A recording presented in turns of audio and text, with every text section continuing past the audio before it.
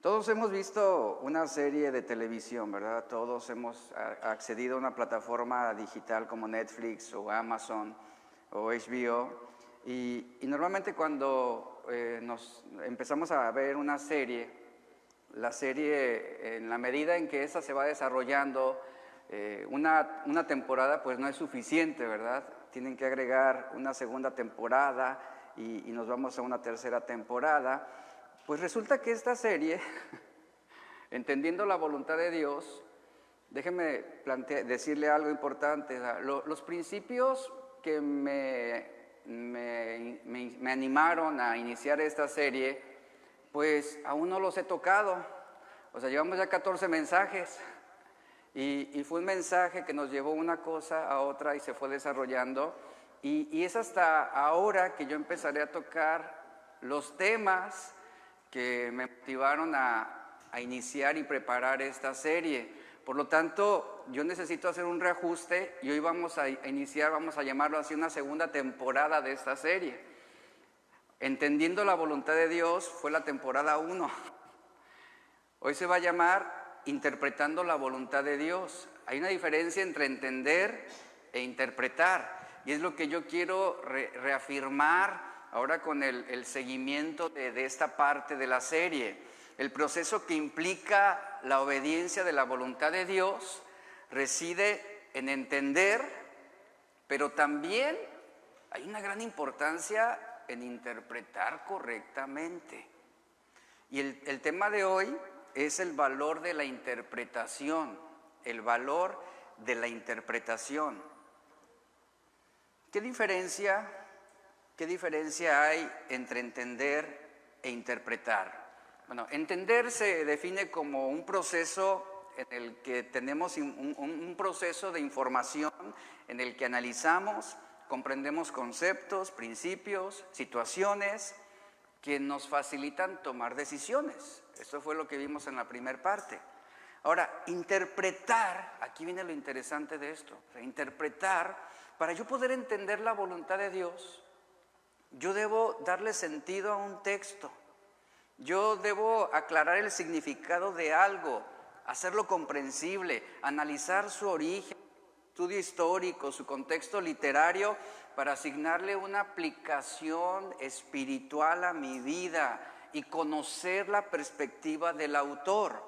Un ejemplo entre entender e interpretar es como lo siguiente. Mire, todos entendemos que Jesús sufrió en la cruz por la tortura física. Eso es un hecho.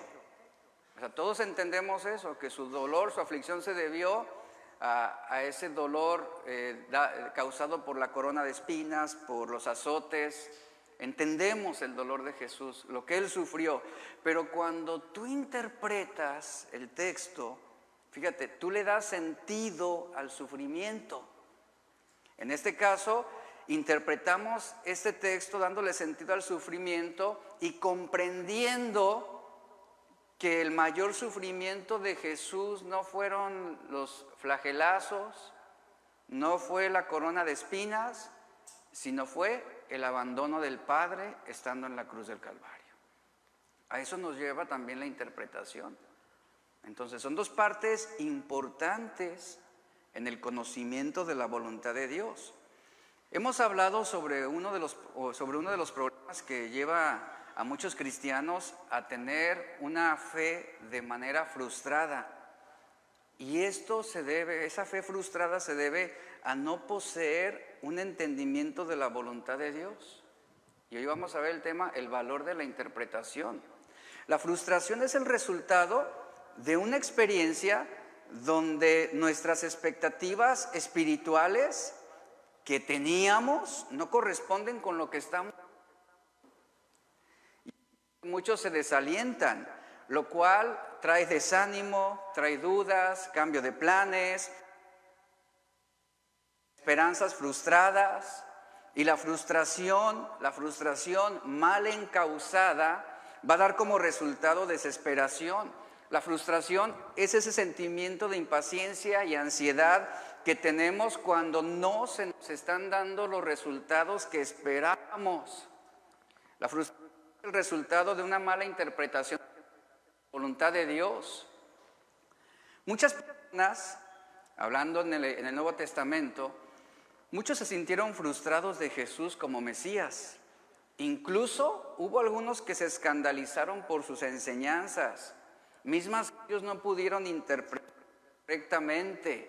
Sí, algunos veían sus milagros y de alguna manera entendían que él era un enviado de Dios, pero interpretar correctamente su enseñanza. Y este rechazo se debió de manera importante debido a que cumplió con las expectativas tradicionales de lo que debía ser un Mesías. Sus mensajes sobre negarse a sí mismo, tomar la cruz, el ser el último, todo esto resultaba algo delirante y era algo totalmente contrario al ideal religioso. Incluso sus discípulos terminaron frustrados porque no entendían la influencia de Jesús en la necesidad de morir y sus métodos los decepcionaron. Voy a tomar este, ok. Sí. Ok. Y sus métodos los decepcionaron a muchos. Ahora, la interpretación de la voluntad de Dios requiere que estemos dispuestos a eliminar nuestras ideas preconcebidas, que son ideas que muchos venimos arrastrando.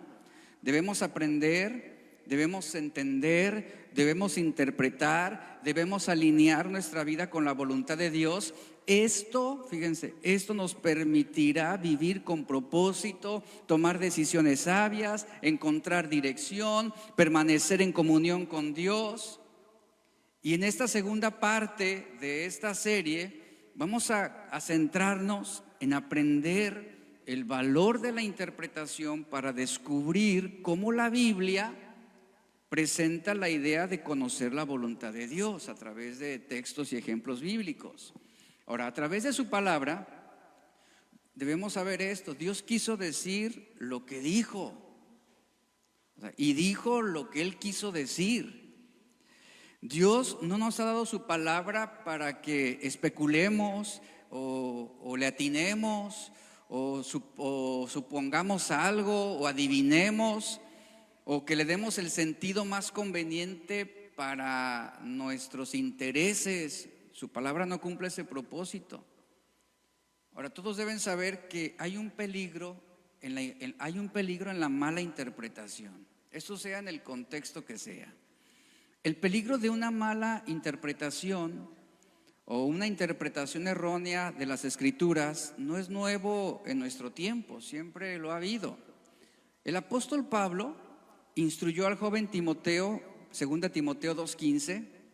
Pablo le escribe, Pablo ya estaba en una etapa final de su vida, y él le dice a este joven pastor: procura con diligencia presentarte a Dios aprobado, como obrero que no tiene de qué avergonzarse, y vea lo que dice al final, que maneja con precisión la palabra de verdad.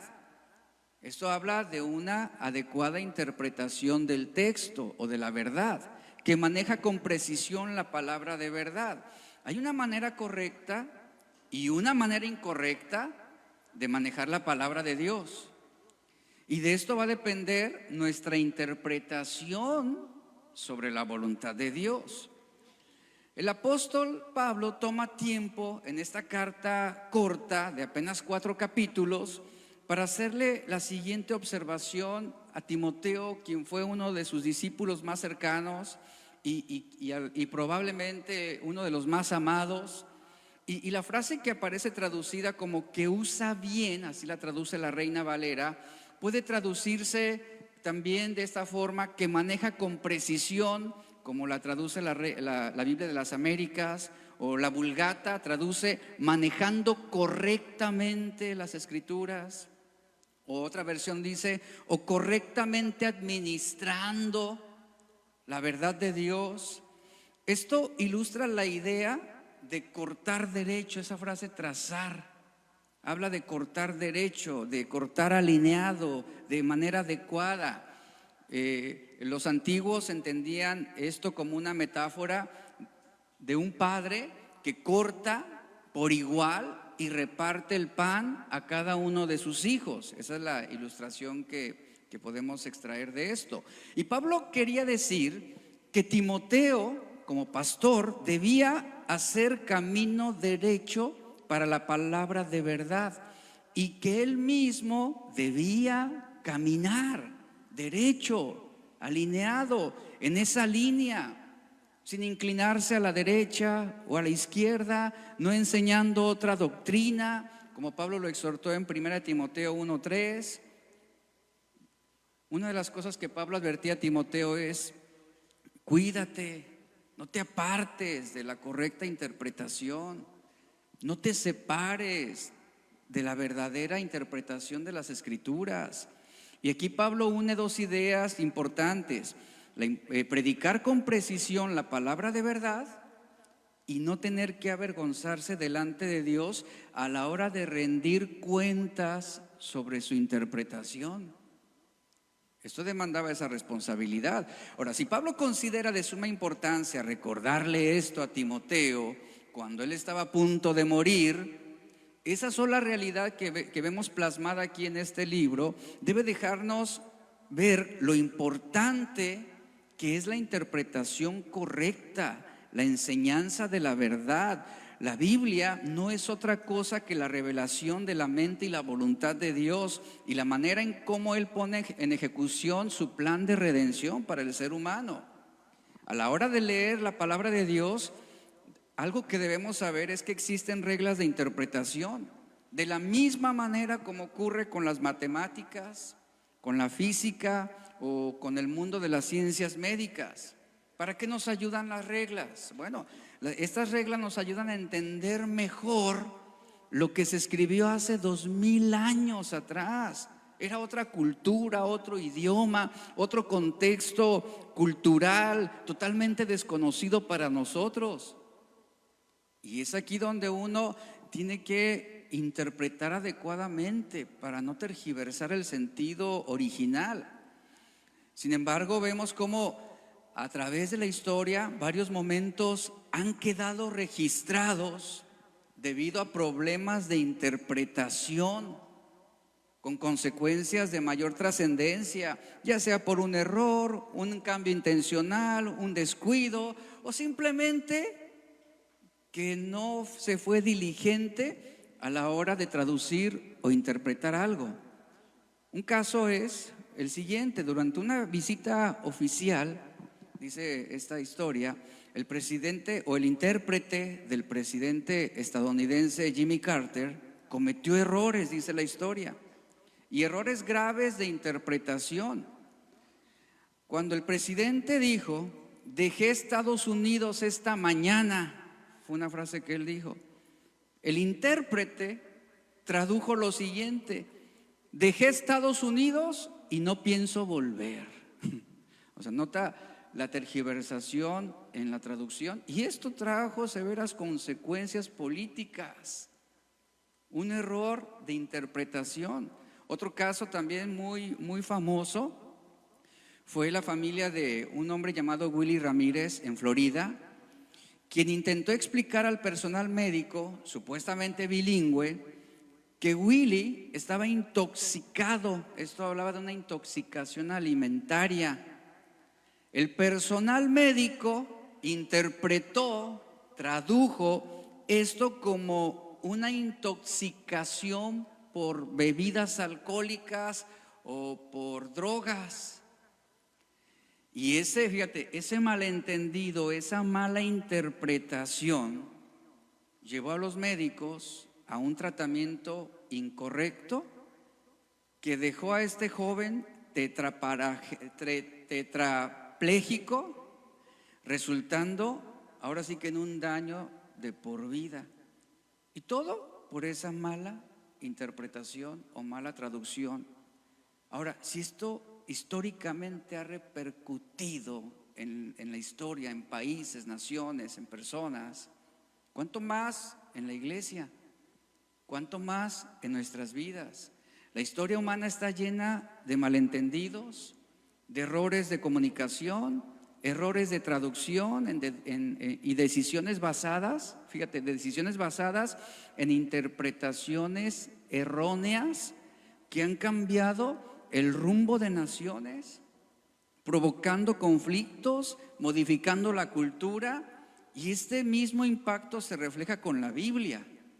Muchos malinterpretan textos que tendrían o tienen como consecuencia resultados catastróficos, no solamente a un nivel organizacional, sino a un nivel personal y familiar. Y es importante la interpretación, así como es importante entender la voluntad de Dios, es importante también interpretar la voluntad de Dios. Mire, vamos a ver un ejemplo que nos va a facilitar la interpretación, y esto a nivel también no solo colectivo, sino personal. Una de las cosas que necesitamos entender cuando estudiamos o leemos la Biblia es preguntarnos, a ver, lo que yo estoy leyendo, sea cual sea el pasaje o el texto que tú tengas, tú debes preguntarte lo siguiente: lo que yo estoy leyendo o lo que la Biblia me está diciendo, ¿es algo que me ordena hacer o simplemente me está relatando una historia acerca de lo que alguien más hizo? Hay algo bien importante y dos palabras que nos ayudan también y facilitan que interpretemos correcta o que aprendamos a interpretar correctamente la Biblia. La Biblia prescribe y describe, dos términos importantes: prescribe y describe. Es decir, cualquier pasaje que tú leas o estudies, fíjate, tú debes ser capaz para entender si la Biblia te está prescribiendo o la Biblia está describiendo. ¿Cuál es la diferencia entre prescribir y describir en el uso de las Escrituras? El término prescribir, repito, es un acto normativo, es decir, de normas. Es un acto de ordenar, de establecer mandatos, principios, reglas, leyes. Escucha esto: prescribir es leyes que debes tú obedecer. Lo prescriptivo dicta cómo deben ser las cosas basados en normas que estipulan la manera correcta de creer, de hacer y de vivir. Ahora, el término describir es un acto, como el término lo menciona, descriptivo, muestra la realidad como se ha presentado, por ejemplo. Lo descriptivo es observación, es análisis de hechos, de usos, costumbres. Esto se enfoca en cómo la gente actúa, cómo funciona. En otras palabras, describir muestra cómo son las cosas basado en la experiencia de otros, en la observación de los hechos.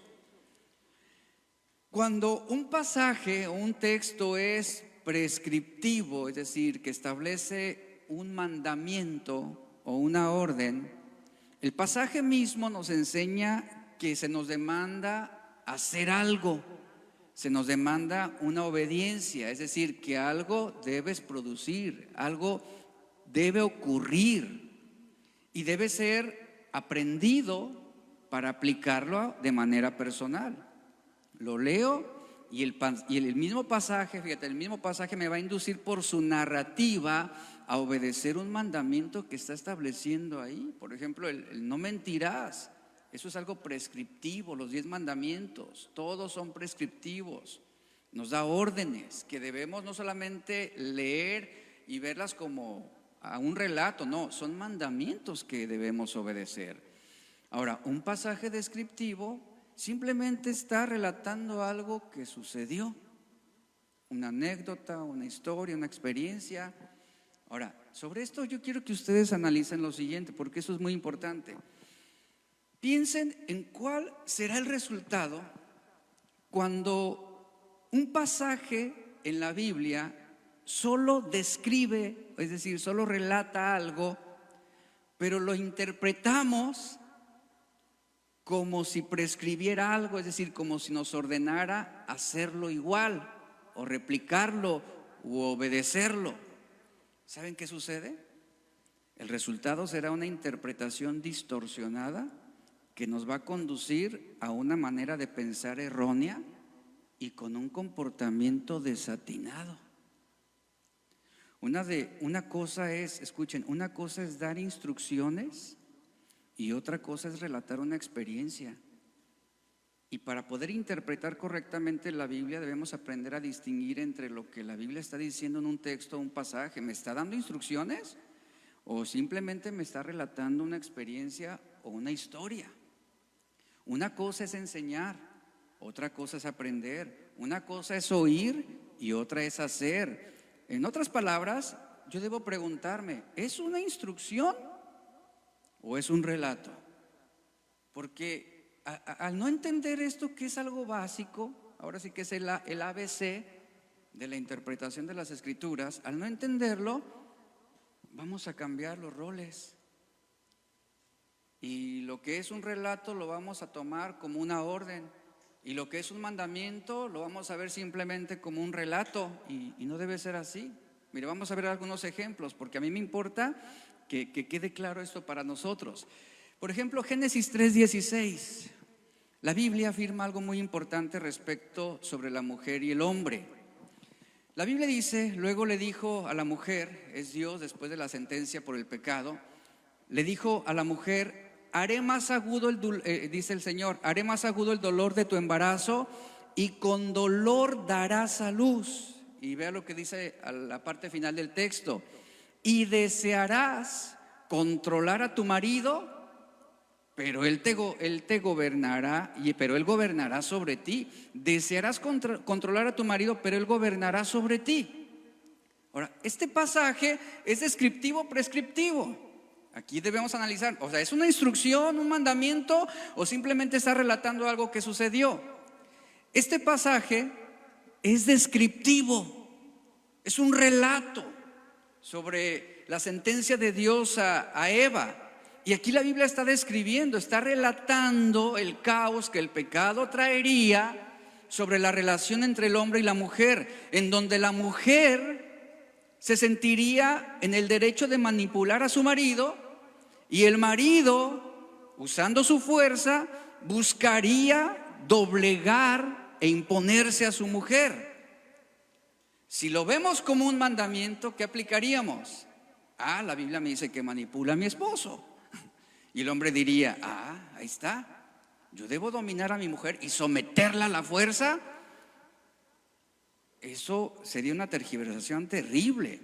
Ahora, ¿cuál será el resultado si alguien malinterpreta este pasaje como prescriptivo, es decir, como si estuviera dando una instrucción, una orden? ¿Cuál sería el resultado? Se desarrollaría un pensamiento no bíblico en el que el hombre, fíjate, se va a considerar superior en rango y en valor a la mujer. Una interpretación que se hizo popular entre algunos cristianos antiguos fue que la mujer era un hombre mal formado. Y bueno, el autor fue Aristóteles también de esa frase. La mujer era un hombre mal formado. Otro caso de mala interpretación, para que usted se dé cuenta, aún los padres de la iglesia malinterpretaron textos como este. Un caso es Ambrosio, quien fue obispo de Milán. Este hombre malinterpretó este pasaje y lo tomó como prescriptivo. Él creyó que la mujer por su naturaleza y desde que fue creada era inferior. ¿Esto qué genera? ¿Cuál es el resultado de esa mala interpretación? Esto ha generado machismo en muchas iglesias y denominaciones. Líderes misóginos, eso es lo que ha dejado. Donde la mujer debe mantenerse en silencio, donde no debe servir en la enseñanza porque no es digna de hacerlo. Y debemos saber que este pasaje no es una descripción que esté justificando oprimir o dominar a las mujeres. Mira, otro caso de una mala interpretación sobre este pasaje fue Tertuliano, es un hombre conocido. Tertuliano, considerado uno de los padres de la iglesia de Occidente, en su obra sobre el vestido de la mujer, así se titula esa obra, él habla a las mujeres diciendo lo siguiente, lo voy a leer textualmente. Vea lo que este hombre dice: y no saben que cada una de ustedes es una Eva?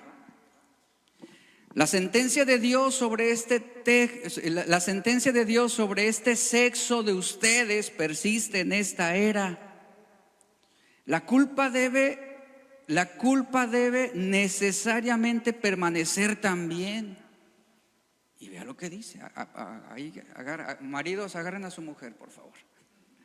Dice Tertuliano: ustedes son la puerta del diablo. Ustedes son quienes desataron ese árbol prohibido.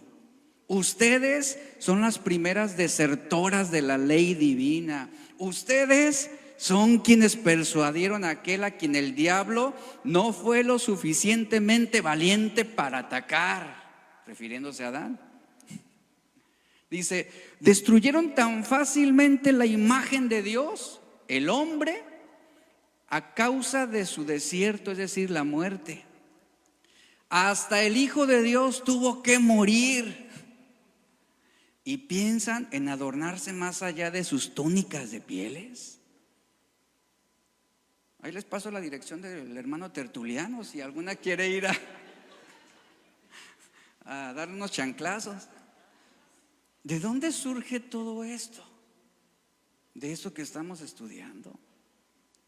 ¿Es importante entonces el valor de la interpretación? Sí.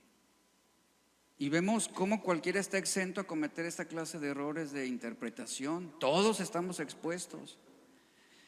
Ahora, veamos el lado prescriptivo de este tema sobre la voluntad de Dios. 1 de Pedro 3:7, Nueva Traducción Viviente. Ahora ve el lado prescriptivo, lo que sí se ordena, lo que se establece como un mandato. De la misma manera, ustedes maridos, ¿qué tienen que hacer los maridos? ¿Someterla? ¿Obligarla a que te obedezca? No. Ve el lado prescriptivo, eso es lo que se nos ordena, es el mandamiento. Dice Pedro: ustedes maridos tienen que honrar a sus esposas. Qué diferencia. Ya respiren profundo, mujeres. Esto sí, ya suena coherente con el carácter de Dios. Tienen que honrar a sus esposas. Cada uno viva con su esposa y trátela con entendimiento. Ella podrá ser más débil, no habla de menos valor, ella podrá ser más débil, pero participa por igual del regalo de la nueva vida que Dios les ha dado. Trátala como es debido, para que nada estorbe tus oraciones.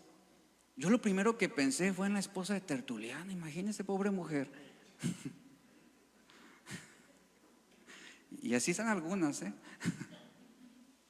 ¿Qué dice la Biblia sobre la mujer? Vea esa parte de la Biblia. ¿Qué dice la Biblia sobre la mujer? Bueno, que fue creada a la imagen de Dios, igual que el hombre, Génesis 1:27, que su valor está en Cristo, al igual que todos los demás cristianos, que es coheredera de la gracia, al igual que los hombres, 1 de Pedro 3:7, que puede hablar la palabra de Dios por la obra del Espíritu Santo en ella, según Hechos 2, versos 17 y 18. Que su virtud en el hogar y el trabajo es digna de ser alabada, Proverbios 31:30. En resumen, la Biblia es explícita acerca de la dignidad femenina, que desde el principio de la creación era algo honroso para el hombre, porque fue obra de Dios. Miren, otro ejemplo donde se distorsiona lo que es prescribir y describir, otro ejemplo es Hechos 2. Hechos 2, no lo vamos a leer, conocemos la historia. El día del Pentecostés, ¿qué sucedió? Bueno, avivamiento, ¿no? Hablaron en lenguas, muchos se convirtieron.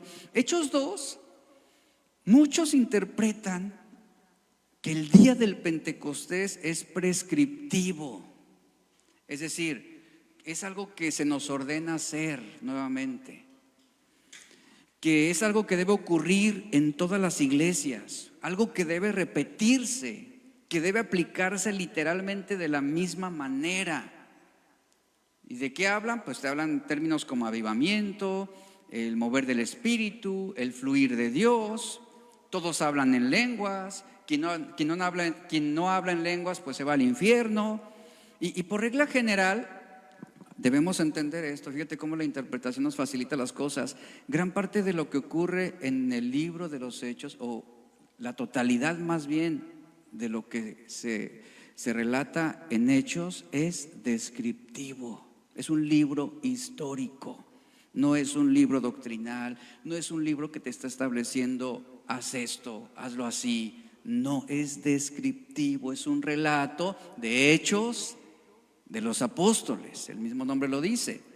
Ahora, mientras que gran parte de lo que se dice, por ejemplo, en las epístolas del Nuevo Testamento, como lo es Gálatas, Efesios, es prescriptivo. Ahí Pablo en las epístolas sí da indicaciones específicas para poder corregir, para poder seguir instrucciones, mandamientos. Por lo tanto, los Hechos, el libro de los Hechos es un libro de historia. Las epístolas son instrucciones.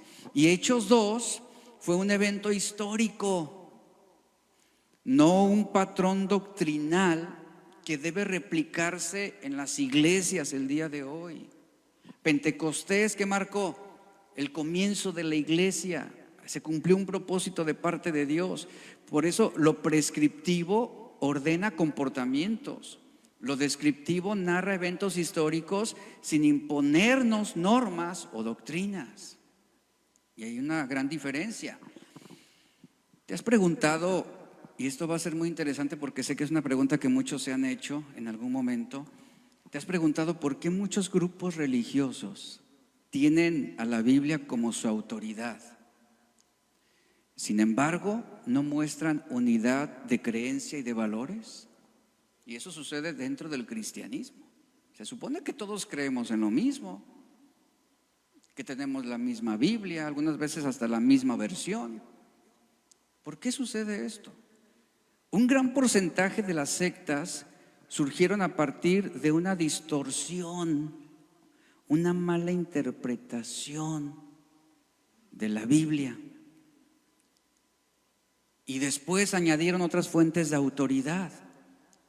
¿Por qué, si los cristianos tenemos a la Biblia como fuente de autoridad, por qué pensamos distinto a otros grupos?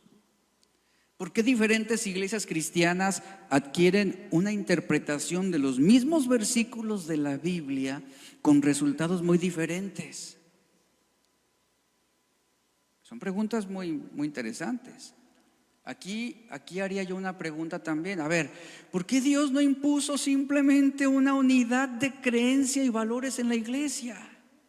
¿Por qué no lo hizo Dios? ¿Usted cree que Dios no sabía lo que habría? Esas diferencias de pensamiento, de doctrina. Claro que Dios lo sabía. Entonces, ¿por qué Dios, repito la pregunta, ¿por qué Dios no impuso una unidad de creencia y valores en la iglesia? Grandes preguntas que honestamente no facilitan las decisiones. Pero las preguntas indican, hablando sobre la obra de Dios, las preguntas nos indican que Dios, fíjense, ordenó o estableció un proceso mediante el cual nosotros somos responsables, tú eres responsable, yo soy responsable de lidiar con nuestro mundo y los preceptos de la revelación de Dios para tomar determinaciones.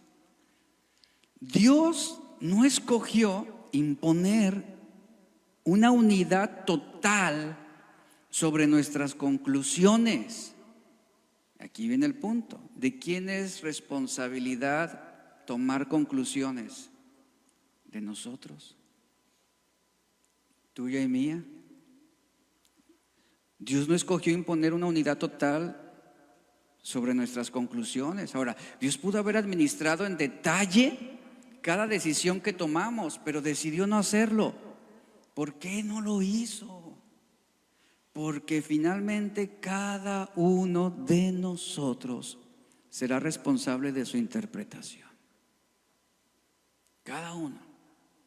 Yo voy a dar cuentas delante de Dios de cómo yo estoy interpretando. Ahora, de lo que usted está escuchando, y usted va a dar cuentas delante de Dios de lo que está interpretando sobre lo que estoy hablando.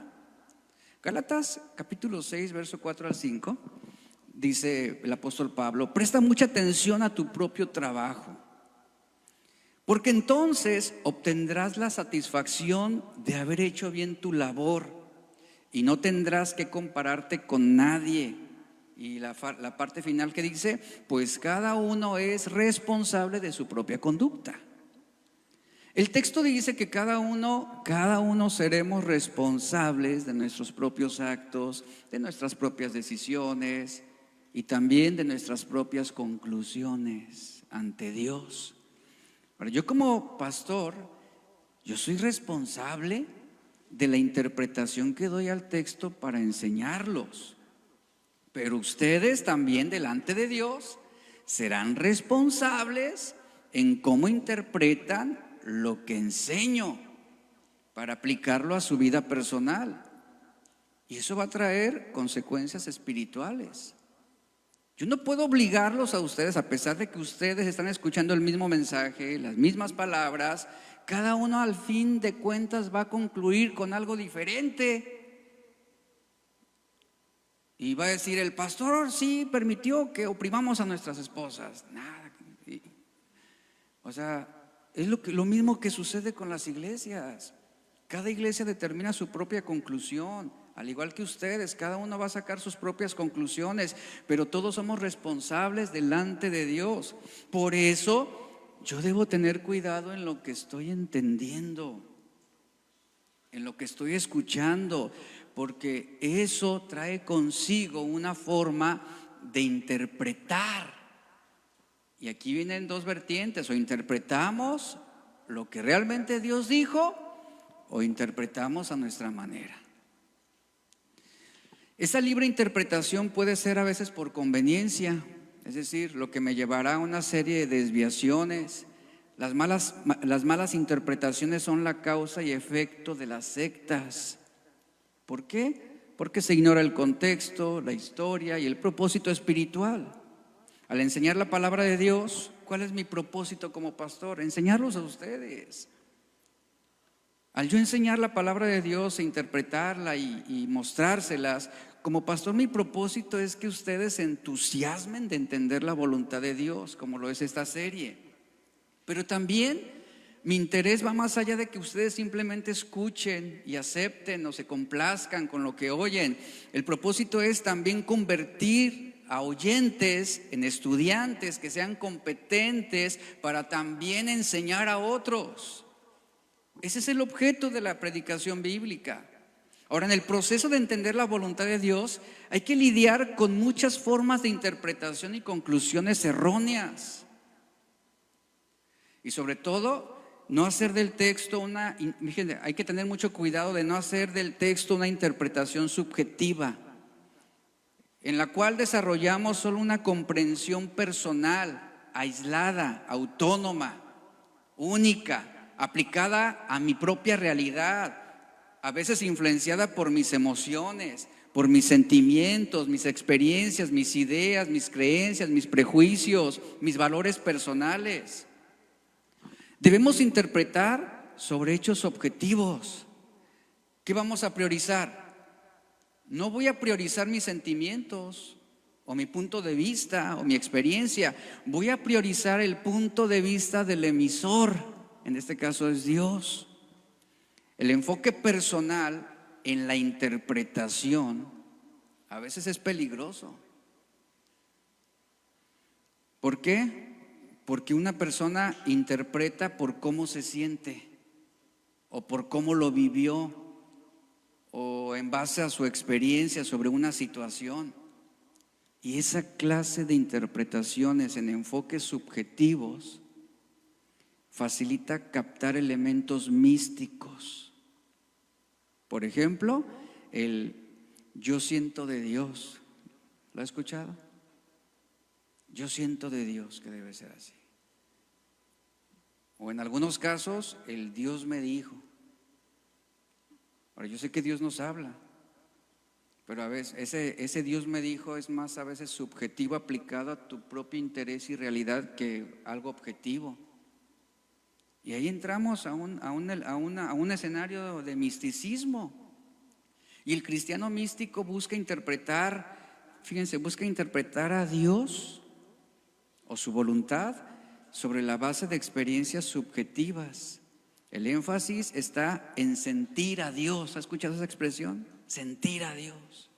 Es que en esta iglesia no está Dios. ¿Por qué? Es que no lo siento. No lo siento. Nadie llora, nadie se está tirando al suelo. No está Dios porque no lo siento. Cristianos místicos que más que adquirir conocimiento sobre su palabra y su voluntad, les importa más tener esa experiencia, tener ese sentimiento de que la piel se les ponga como de gallina porque ahí está Dios. Cristianos místicos. Miren, A.W. Tozer, a quienes algunos lo despreciaron debido a su énfasis en el conocimiento genuino y la advertencia contra prácticas, escuche, contra prácticas de interpretaciones místicas. En una ocasión, en un sermón, él predicó lo siguiente. Él dice: algunos de mis amigos, y eso en tono de broma, dice: algunos de mis amigos me han llamado místico, dice Tozer. Dice: bueno, quiero decir esto sobre cualquier misticismo que pueda tener. Dice: si un arcángel del cielo viniera y comenzara a enseñarme algo, yo le pediría el texto y le diría a ese arcángel: ¿dónde dice eso en la Biblia?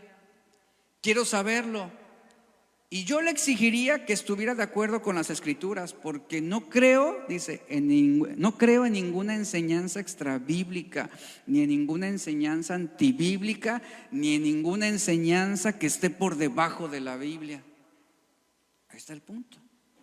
El apóstol Pablo en Gálatas 1, versos 6 al 9, vean lo que escribe. Me maravillo, dice Pablo, me maravillo de que tan pronto hayáis abandonado al que os llamó por la gracia de Cristo para seguir un evangelio diferente, que en realidad no es otro evangelio, solo que hay algunos que os perturban y quieren pervertir el evangelio de Cristo. Y vean lo que dice Pablo: pero si aún nosotros o un ángel del cielo os anunciara otro evangelio contrario al que les hemos anunciado, ¿cómo lo califica Pablo? Sea anatema, anatema. Como ya hemos dicho antes, también lo repito ahora: si alguno os anuncia un evangelio contrario al que recibieron de parte de nosotros, sea anatema. 2 veces Pablo hace esa sentencia en este pasaje. El versículo 9 dice: si alguien predica otra interpretación distinta de la que ustedes recibieron de nuestra parte como apóstoles de Jesucristo, que esa persona sea maldita. Es lo que significa anatema, maldita. En el griego se usa el modo indicativo y no condicional. El hecho Pablo lo está asumiendo. Lo está asumiendo. No es un supuesto resbalón interpretativo como algo eventual. El versículo 8 dice: si os anunciare. Esto da a entender que él ya había observado durante quizás su última visita. Pablo ya había observado las maquinaciones, en este caso, de los maestros judaizantes. Pero su sorpresa, como lo relata el versículo 6, de que ahora los gálatas, habiendo tenido entendimiento de la voluntad de Dios, habiendo conocido la verdad, está sorprendido Pablo, maravillado de que con facilidad y con docilidad hayan sido extraviados. Y esto da a entender que antes aparentemente eran más firmes en sus convicciones. Él mismo lo había dicho. Dice, y el versículo 8 dice: otro evangelio contrario al que les hemos anunciado. Aquí viene un aumento de fuerza cuando Pablo dice: otro evangelio que ustedes han recibido, reconociendo que los gálatas se habían dejado seducir y que se habían prestado a malas interpretaciones. Y Pablo dice: cualquiera que malinterprete la verdad de Dios, considérenlo un anatema. ¿Qué significa anatema? Simplemente uno que contamina. Uno que contamina. En la modernidad, por ejemplo, un anatema puede ir desde una serie de Netflix que contamina tu vida. La música que escuchas contamina tu vida. Las amistades con las que te estás relacionando contaminan tu vida. Películas, libros, videojuegos, etcétera. Ahora, ¿y dentro de la iglesia, usted cree que no hay anatemas también? Y hablo en general. Y dentro de la iglesia siempre habrá quienes buscan contaminar a otros. Y en ese segmento, fíjese, en ese segmento entran los que malinterpretan la verdad de Dios. Dentro de las iglesias, que malinterpretan. Es importante entender que el anatema, como lo dice en el texto original, es algo maldito. Algo maldito es algo que destruye. El pecado es bendito, maldito. Es maldito, porque hace daño. Lo mismo es la representación de lo que es anatema, algo maldito, algo que destruye, que tal vez pareciera algo con buenas intenciones, pero daña, lastima, hiere. Ahora, en la Biblia, toda interpretación que tenía alguna relación, por ejemplo, con la magia, con el ocultismo, con cultos paganos, con idolatría, resultaba intolerable y ofensivo ante Dios. De igual forma como lo explica Deuteronomio 7:26, advirtiendo al pueblo, cuando alguien trae alguno de esos objetos, por ejemplo, usado para culto pagano a su propia casa, o acepta esa clase de pensamientos procedentes de culturas que son idólatras, o que dan una mala interpretación a la ley de Dios, la sentencia que decía Deuteronomio son anatemas, malditos, que contaminan y no pueden alcanzar la bendición de Dios. El contexto de lo que Pablo dice es que los gálatas se habían desviado de la verdadera interpretación de la verdad de Dios. Adoptaron creencias que contradecían la voluntad de Dios. Pregunto, ¿usted cree que no haya cristianos que adoptan pensamientos e ideas contrarios a la voluntad de Dios? Que contradicen el orden de Dios. Los hay, y donde quiera. Y era lo que Pablo estaba precisamente queriendo corregir. Deben evitar esas creencias que se contraponen a la voluntad de Dios. Y el mensaje que les fue y retomar el mensaje que inicialmente les hemos predicado. Es por eso que el apóstol Pablo se asombra de que tras haber conocido la gracia de Cristo, ellos se hayan apartado con tanta facilidad para seguir un evangelio diferente, es decir, una interpretación distinta de lo que en realidad Dios quiso decir. Ellos, fíjense, malinterpretaron erróneamente que para agradar a Dios la fe no era del todo suficiente. Es decir, habría que practicar la circuncisión y el cumplimiento de la ley mosaica para hacer completa la salvación. También había otros gálatas que ellos hicieron una mala interpretación de la gracia de Dios, y ellos aseguraban que la gracia les permitía la libertad o el libertinaje para satisfacer sus deseos carnales. Y no pasaba nada, finalmente Dios los seguía amando y Dios los seguía salvando, y se complacían en esos deseos inmorales. Otros cristianos de Galacia ignoraron el contexto histórico, desestimaron la gracia de Dios, se envolvieron en una serie de creencias inconsistentes, aplicando reglas antiguas de forma rígida. Algunos usaron la Biblia para justificar prejuicios, sentimientos, emociones y conductas. Algunos se apoyan en frases que interpretan fuera de contexto para validar o aprobar o consolidar ideas y sentimientos personales que no tienen nada que ver con la verdad de Dios. Un ejemplo de esto, de cómo algunos usando la Biblia pueden utilizar textos malinterpretados para validar sus propios intereses. Vamos a ver dos ejemplos rápidos. Filipenses 4:13, todos lo conocemos. ¿Qué dice? Todo lo puedo en Cristo que me fortalece.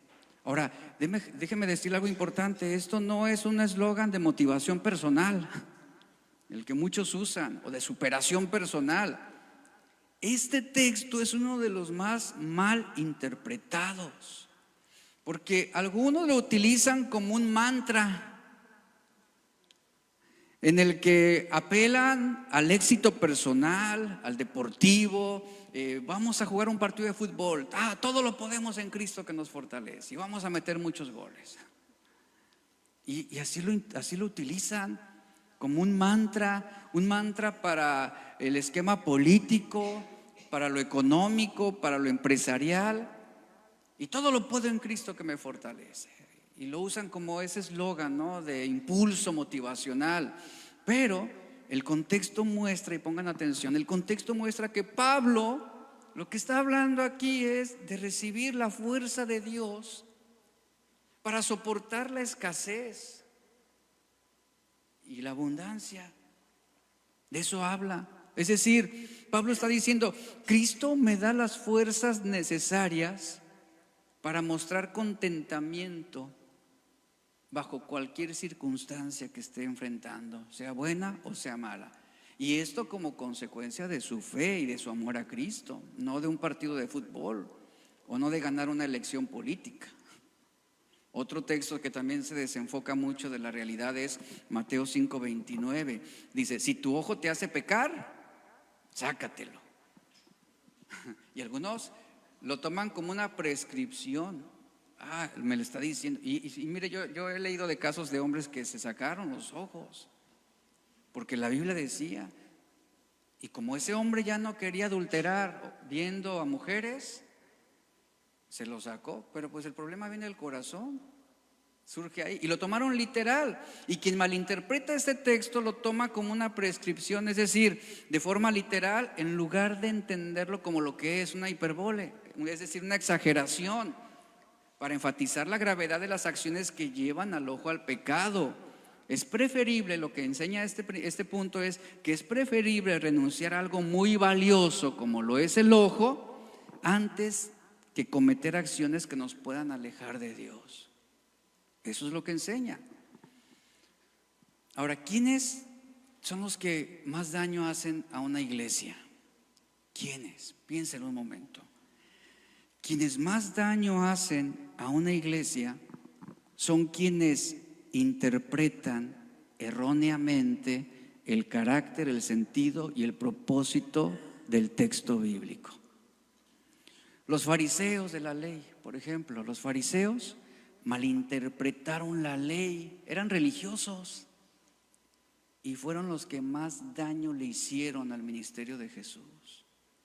Los fariseos malinterpretaron la ley. Su interpretación errada no radicaba en no conocer las escrituras, sino en cómo la aplicaban.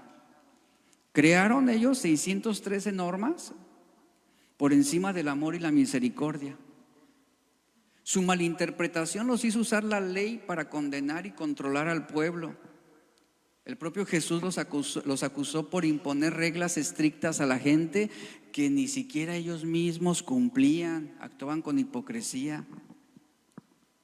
La mala interpretación, hablando históricamente sobre el desarrollo de la iglesia en el tiempo, la mala interpretación ha sido una de las razones por las que se aperturan más iglesias y más sectas. Y esto es lamentable. ¿Por qué? Porque muchos han salido de una iglesia por estar mal esa iglesia. Y ellos ven su acción como una razón aceptable para salir de un lugar y abrir su propia iglesia. Ahora, esto no refleja necesariamente a alguien que quiera hacer las cosas bien. Porque la mayoría de las veces las rupturas que suceden dentro de las iglesias son el resultado de frustraciones, de resentimientos, heridas no sanadas, envidias, orgullos, malas interpretaciones, luchas de poder, creencias preconcebidas. ¿Y sabe qué es lo lamentable de esto? Que existen bastantes iglesias que han nacido de resentimientos, que han nacido de frustraciones, que han nacido de errores doctrinales, pero no de Dios. Y sobre este punto, quien tiene entendimiento de la voluntad de Dios e interpreta la voluntad de Dios puede discernir que no todo lugar adaptado como iglesia es saludable. Hay que mirar el fruto, hay que conocer la doctrina, la humildad, la sumisión, la rendición de cuentas, el temor a Dios. No solamente ver el letrero o el nombre de una iglesia. Hay que valorar tantas cosas. Una ocasión, recién estábamos aquí en Vallarta, escuché a alguien decir lo siguiente. me acuerdo muy bien, esta persona dijo, en Vallarta, dice, cada vez tenemos más iglesias, gloria a Dios. Oremos, decía esta persona, oremos que podamos ver iglesias como Oxxos, una en cada esquina. Ese era su ideal de avivamiento. Pero lejos de emocionarte, preocupa. ¿Por qué? Porque Cristo murió para unir, no para que su iglesia se despedace por egos, inconformidades y luchas de poder. Que ese ha sido el origen de muchas iglesias que se levantan. Y eso es lamentable. Miren, más locales no sirven si hay malas interpretaciones de la palabra de Dios. No confundamos división con llamamiento. No confundamos iglesias llenas con avivamiento. La triste realidad es la siguiente: si hay más iglesias es porque muchos que hoy presiden no soportaron ser disciplinados. Y esa es la realidad. Y es triste y es lamentable. Porque salieron de una iglesia, porque estaba mal, supuestamente, y ponen la suya. Y supuestamente su motivación ahora es hacer las cosas bien. Eso lo he escuchado muchas veces. ¿Y saben qué sucede? ¿Y saben qué pasa? Como no dan cuentas a nadie y no hay una autoridad sobre ellos, terminan haciendo peores las cosas de lo que acusaban a su antigua iglesia. Peores cosas. ¿Sobre qué respaldan sus acciones muchos de esas personas? ¿Sobre qué respaldan o justifican su llamamiento? Sobre malas interpretaciones de la Biblia. Ahí está el daño que puede producir el no tener una interpretación adecuada. Pablo enseñó a los corintios sobre lo importante y lo esencial que es comprender lo que Dios ha revelado. Primera de Corintios 2, verso 12 al 14. Dice, y nosotros no hemos recibido el espíritu del mundo, sino el espíritu que proviene de Dios, para que sepamos lo que Dios nos ha concedido. Es decir, que tengamos el entendimiento de lo que Dios nos ha concedido. Pero el hombre natural no percibe las cosas que son del Espíritu de Dios, porque para él son locura y no las puede entender. ¿Por qué no las puede entender? Porque se han de discernir, se han de interpretar espiritualmente. De manera que un requisito para entender correctamente las Escrituras es poseer esa revelación que viene de Dios. Pablo lo dice, para que sepamos lo que Dios nos ha concedido. De la misma manera, la ausencia del Espíritu impide la comprensión o la interpretación del texto bíblico. Juan 16:13 dice, cuando venga el Espíritu de verdad, Él los guiará a toda la verdad. ¿Sabe qué significa esto? Cuando venga el Espíritu de verdad, Él los va a guiar a toda la verdad. Esas palabras Jesús las dijo a sus discípulos, a sus cercanos. Una vez que Jesús ascendió al cielo, ahora el Espíritu Santo traería a las mentes de los discípulos lo que Jesús había dicho y enseñado.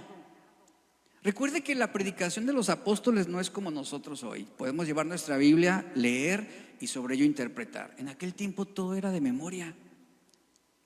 O sea, todas las parábolas que Jesús enseñó, todas las enseñanzas, todas las instrucciones, el sermón del monte, era algo que estaba en las mentes de los discípulos. Ellos se paraban frente a multitudes o grupos y ellos recordaban y relataban el sermón de la misma manera, con la precisión con la que Jesús lo enseñó. Esa era su forma de predicar. Por eso el texto está diciendo, cuando venga el Espíritu de verdad, Él los va a guiar a toda la verdad, les va a hacer comprender lo que Jesús enseñó, y el Espíritu Santo traería a sus mentes, por eso el texto dice, Él los va a guiar a toda la verdad y les recordará todas las cosas que les he enseñado. Entonces, las mentes de los discípulos necesitaban memorizar y recordar todo lo que Jesús había dicho, pero también necesitaba quien les enseñara a interpretar lo que Él quiso decirles. No era suficiente la memorización o el entender lo que Él dijo, sino también interpretar lo que Él quiso decirles. Y eso significa que el Espíritu Santo recordaba las palabras precisas que Jesús les había enseñado, pero también los guiaba para que no erraran en sus interpretaciones. Primera de Juan 2:27 dice lo siguiente, dice: ustedes han recibido al Espíritu Santo y Él vive dentro de cada uno de ustedes. Así que no necesitan que nadie les enseñe lo que es la verdad, pues el Espíritu les enseña todo lo que necesitan saber, y lo que Él enseña es verdad, no mentira. Así que, tal como Él les ha enseñado, permanezcan en comunión con Cristo. Ahora, recordemos que en aquel tiempo, vuelvo al punto, no había Biblia como la tenemos nosotros. O sea, esa revelación del Espíritu Santo en los tiempos de los apóstoles era directamente a sus corazones, a sus mentes, porque no había un texto escrito de las palabras de Jesús. En nuestro caso, ¿qué tenemos? Tenemos la palabra de Dios escrita, y el Espíritu Santo, ¿qué hace? Nos brinda esa revelación, no solo para entender, sino también para interpretar y saber qué es lo que necesitamos hacer. Saber, nos enseña la verdad sobre el texto, la interpretación. Y esto que leemos aquí es una declaración importante. ¿Por qué? Porque es Dios mismo quien nos deja ver hasta donde Él nos capacita para la comprensión de su palabra. La palabra de Dios es fácil de entender en lo que respecta al plan de salvación del hombre. Y eso no quiere decir que todos los pasajes son fáciles de entender, ni que todos los pasajes requieren el mismo grado de cuidado para interpretarlos. El propio apóstol Pedro, él mismo admitió que Pablo había escrito algunas cosas que eran difíciles de entender. O sea, el propio Pedro reconoce, dice, es que Pablo escribió cosas que son difíciles de entender. Y luego viene algo interesante que dice Pedro: y debido a que fueron difíciles de entender, algunos se aprovecharon para tergiversar el sentido de lo que Pablo había predicado. Esto lo vemos en 2 Pedro 3:16, lo voy a leer, dice: al tratar estos temas, dice Pedro, al tratar estos temas en todas sus cartas, algunos de sus comentarios son difíciles de entender, decía Pedro sobre Pablo. Y los que son ignorantes e inestables han tergiversado sus cartas. Y vea lo que, bueno, no lo tienen en la pantalla, ese no está en la pantalla. Dice: han tergiversado sus cartas para que signifiquen algo muy diferente, así como lo hacen con otras partes de la Escritura. Y esto va a resultar, dice Pedro, para su propia destrucción. Leer la Biblia es algo que todos podemos y debemos hacer, pero nuestra responsabilidad es no tergiversar su mensaje, no tergiversar sus palabras para que signifiquen lo que yo quiero que diga, o signifique, o darle una interpretación diferente a lo que, al sentido original del texto, o al punto de vista, en este caso, de Dios. Leer la Biblia es algo que está a nuestro alcance, que tú y yo podemos hacerlo. Al hacerlo, debemos considerar que, al igual que cualquier otra obra literaria, el leer la Biblia tiene sustantivos, tiene adjetivos, tiene puntos, tiene comas. Un verbo es un verbo, un adjetivo es un adjetivo, y así sucesivamente. Hasta para leer hay que aprender, ¿verdad? Y la Biblia requiere ese compromiso. En otras palabras, podemos leer la Biblia de forma literaria si tomamos en cuenta el género literario que también estamos leyendo. Bueno, que eso ya es un asunto diferente que no voy a tocar ahorita. Pero desde ahí uno se compromete a las Escrituras, porque tú no vas a leer de la misma manera el libro de los Salmos que Apocalipsis. Son diferentes narrativas literarias, y desde ahí viene ese compromiso para poder entender si la Biblia, lo que yo estoy leyendo, me está prescribiendo algo o me está describiendo. Y fíjate, eso es bien importante porque nos marca la pauta sobre lo que la Biblia relata y lo que la Biblia me ordena. Y entender la Biblia correctamente requiere seguir ciertos métodos. Por eso, cuando leemos el texto bíblico, Debemos considerar esas reglas, esas normas, entender el contexto histórico en el que el texto fue inspirado, considerando tanto las circunstancias del autor, la audiencia a quien se lo dijo. Implica un compromiso, porque finalmente somos llamados a interpretar las Escrituras para poder vivir en conformidad a la voluntad de Dios. Por eso es importante entender el valor de la interpretación sobre la voluntad de Dios, poniendo por delante los valores de lo prescrito y lo descrito. A veces nuestra interpretación sobre la voluntad de Dios no se desarrolla sobre lo que debemos hacer, sino sobre lo que me hicieron. Y interpretamos, repito, la Biblia de manera subjetiva. Por ejemplo, decimos: Señor, me ofendieron, hablaron mal de mí, me lastimaron, me hicieron un mal. Eso es descriptivo. ¿Y el prescriptivo de la Biblia cuál va a ser? La Biblia te va a decir: perdona a quienes te hicieron un mal. Ahí está la orden. Ahí está la orden. Perdona, reconcíliate, sé misericordioso con quienes te lastimaron. Ahí está la orden claramente de las Escrituras. Por eso debemos interpretar el propósito del texto para darle sentido a nuestra acción. De lo contrario, vamos a ser erráticos en nuestra conducta. Y es así como vamos a ir aprendiendo, estudiando y conociendo la importancia, sí, de entender la voluntad de Dios, que fue algo que ya vimos y desarrollamos, pero también la importancia de interpretar la voluntad de Dios. Y estaremos viendo algunos ejemplos del Antiguo Testamento, Nuevo Testamento. Hay muchas cosas que la Biblia, por ejemplo, no lo dice específicamente para nosotros, sino tienen un significado que debemos aplicarlo directamente a la iglesia en general. Y bueno, estaremos aprendiendo en esas enseñanzas sobre la importancia de interpretar la voluntad de Dios y tener en claro algo, que aún como iglesia debemos considerar el valor de la interpretación. Vamos a orar. Señor, te damos gracias. Agradecemos por tu amor y tu misericordia. Damos gracias por lo que tú haces en nuestros corazones. Póngase de pie, por favor, iglesia. Pónganse de pie.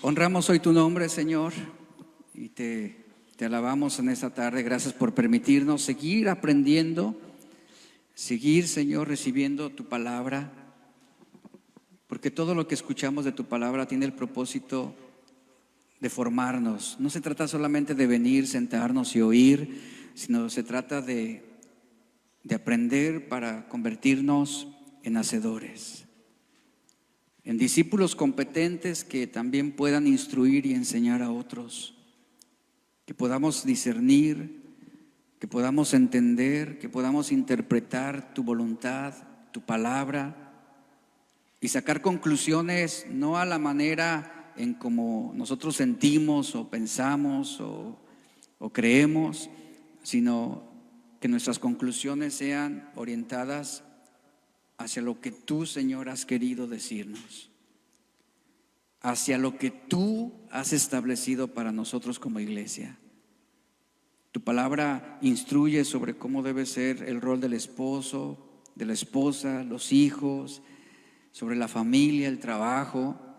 Y todo esto, Señor, son cosas que debemos aprender e interpretar correctamente para poder aplicar una acción adecuada a cada situación que estamos teniendo en nuestra vida. Sigue enseñándonos, que podamos ser dóciles para seguir aprendiendo, que podamos ser humildes.